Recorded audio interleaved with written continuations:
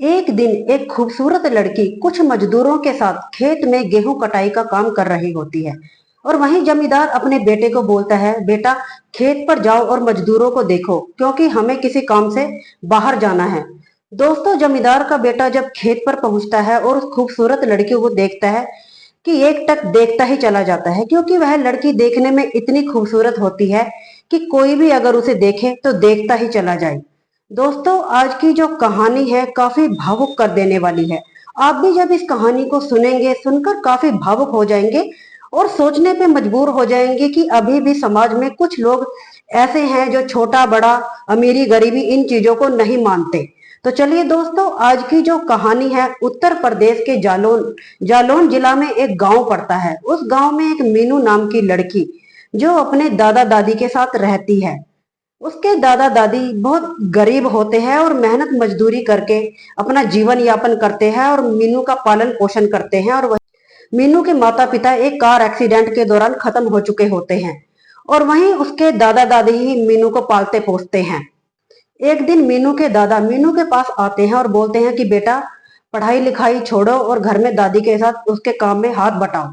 तभी मीनू बोलती है कि दादाजी मैं पढ़ाई नहीं छोड़ूंगी। और वहीं मीनू के दादा दादी एक दिन बात कर रहे होते हैं और बोलते हैं कि मेरे अब कंधे रह गए हैं, मेरे बस की अब कामकाज नहीं रहा, मीनू की शादी भी करनी है, हमारे पास कोई पुश्तैनी जमीन भी नहीं है, पैसा भी नहीं है, हम मीनू की शादी कैसे करेंगे। और मैं भी जो मेहनत मजदूरी करता था उससे भी घर का एक रोटी पानी का ही खर्चा चल पाता है। और वहीं जो मीनू होती है वह अपनी दादा दादी की सारी बातें सुन रही होती है। और जैसे ही अगला दिन होता है, मीनू के दादा मीनू के पास आते हैं और बोलते हैं कि बेटा आज तुम्हें स्कूल नहीं जाना। तभी मीनू बोलती है कि नहीं दादाजी, मेरा स्कूल जाने का मन नहीं है, मैं अब स्कूल नहीं जाऊंगी, मेरा पढ़ने का मन नहीं करता। वहीं मीनू के दादा मीनू को बोलते हैं कि बेटा तब मैं तुम्हें स्कूल छोड़ने के लिए बोल रहा था, तब तो तुमने मेरी बात सुनी नहीं। तभी मीनू बोलती है कि नहीं दादाजी, अब मुझे स्कूल में पढ़ाई लिखाई नहीं करनी, अब घर में ही दादी के साथ उनके काम में हाथ बटाना है। और वहीं मीनू को एक दिन पता चलता है कि गांव के कुछ लोग दूसरे गांव में मेहनत मजदूरी का काम करने के लिए जा रहे हैं। और तभी मीनू अपने दादा दादी के पास आती है और उनसे बोलती है कि दादाजी, गांव के कुछ लोग मेहनत मजदूरी गेहूं कटाई का काम करने के लिए दूसरे गांव में जा रहे हैं। तभी उसके दादा उसे मना कर देते हैं। और वहीं मीनू बोलती है कि दादाजी, मैंने उस दिन आपकी और दादी की सारी बातें सुन ली थी। तभी मीनू बोलती है कि दादाजी कुछ काम आप करो, कुछ काम मैं करूंगी और पैसे जितने भी इकट्ठे हो जाएंगे उससे मेरी शादी हो जाएगी।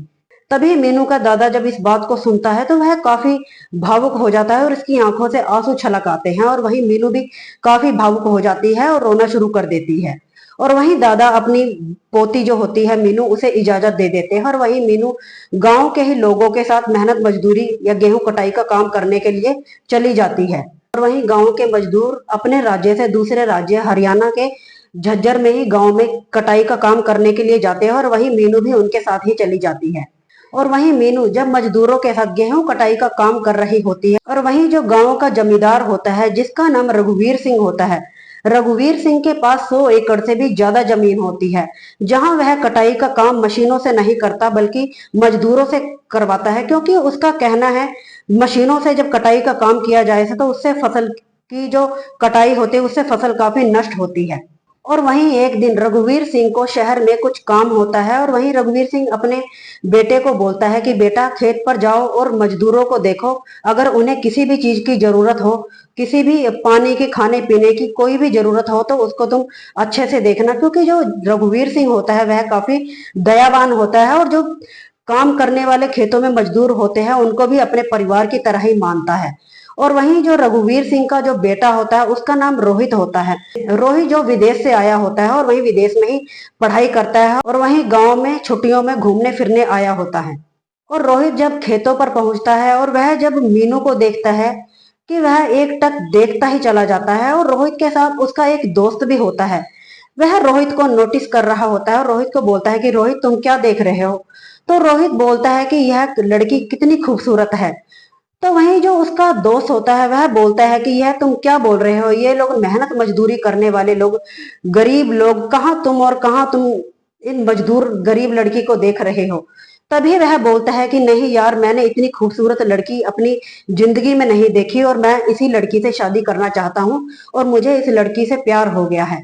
तभी वह जो उसका दोस्त होता है वह सुनकर काफी हैरान होता है और वहीं जब रोहित होता है वह खेत में जितने भी मजदूर होते हैं वह उनके पास जाता है, उनसे उनके बारे में सब कुछ पूछता है और पूछते धीरे धीरे वह मीनू के पास पहुंच जाता है और मीनू से भी उसके बारे में पूछता है। तो वहीं मीनू बताती है कि मैं अपने दादा दादी के साथ रहती हूँ और मेरे माता पिता एक एक्सीडेंट के दौरान खत्म हो चुके हैं और वही मेरे दादाजी अब जिनके बस की अब काम करना नहीं रहा, इसलिए मैं मेहनत मजदूरी का काम कर रही हूँ और वहीं अपने दादा दादी की मदद करना चाहती हूँ। और वहीं जो रोहित होता है वह जब मीनू की बात सुनता है तो काफी हैरान होता है और सुनकर काफी भावुक हो जाता है उसकी बात को। और वहीं 2 बजे का समय हो जाता है, मजदूरों का खाना खाने का समय हो जाता है। रोहित सबके लिए होटल में जाता है और वहां सबके लिए खाना पैक करवा के लाता है और सबको खाना देता है। और वहीं मजदूर लोग बोलते हैं कि बेटा इस खाने की क्या जरूरत है, हम लोग तो घर से ही खाना लेकर आए हैं।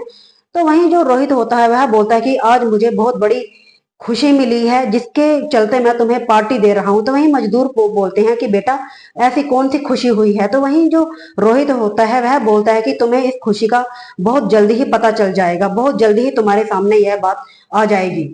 और वहीं जब मजदूर वापस काम करने के लिए खेतों में चले जाते हैं खाना खाकर, और वहीं मीनू जब खेत में एक कोने में काम कर रही होती है, मौका पाकर रोहित मीनू के पास जाता है और मीनू को बोलता है कि मीनू मैं तुमसे कुछ बात करना चाहता हूँ। तो वहीं मीनू बोलते हैं कि हाँ जी बताइए क्या काम है। तो वहीं रोहित बोलता है कि मैं तुमसे बहुत प्यार करता हूँ और तुमसे शादी करना चाहता हूँ।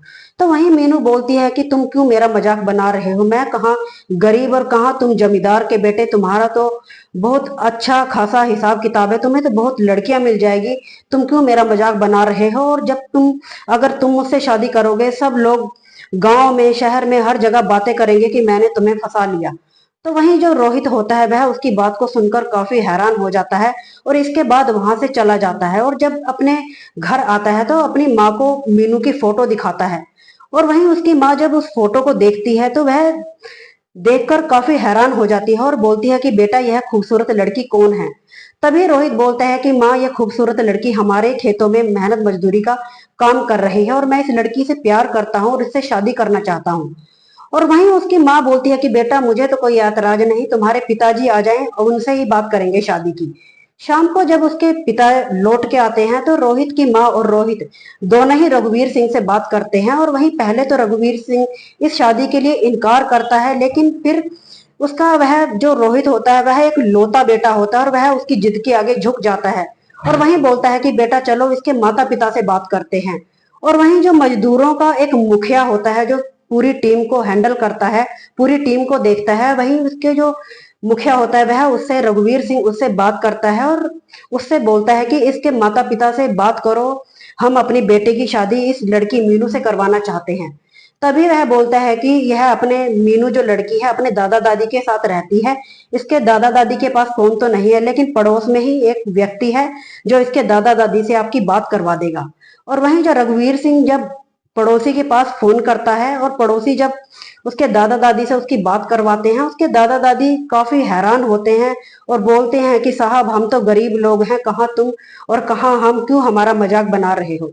और वहीं जमींदार बोलता है कि ऐसा करो तुम लोग यहाँ आ जाओ और हम लोग बैठकर बात करेंगे। और वह जब जर के गांव में पहुंचते हैं तो वहीं आपस में बैठकर बात करते हैं।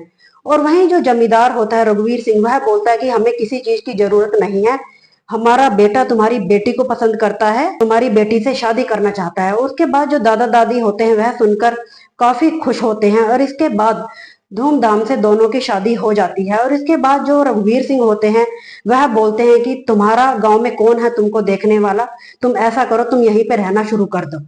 इसके बाद जो रघुवीर सिंह होता है उनके लिए वही उनका रहने सहने का उसके दादा दादी का इंतजाम कर देता है।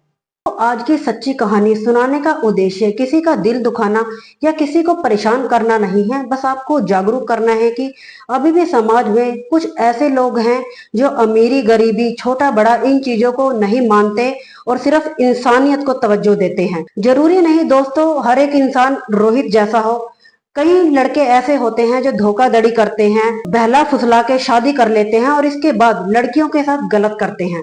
तो यह कहानी आपको कैसी लगी लाइक एंड कमेंट करें। ऐसी ही और सच्ची कहानियां सुनने के लिए मेरे चैनल को सब्सक्राइब करें।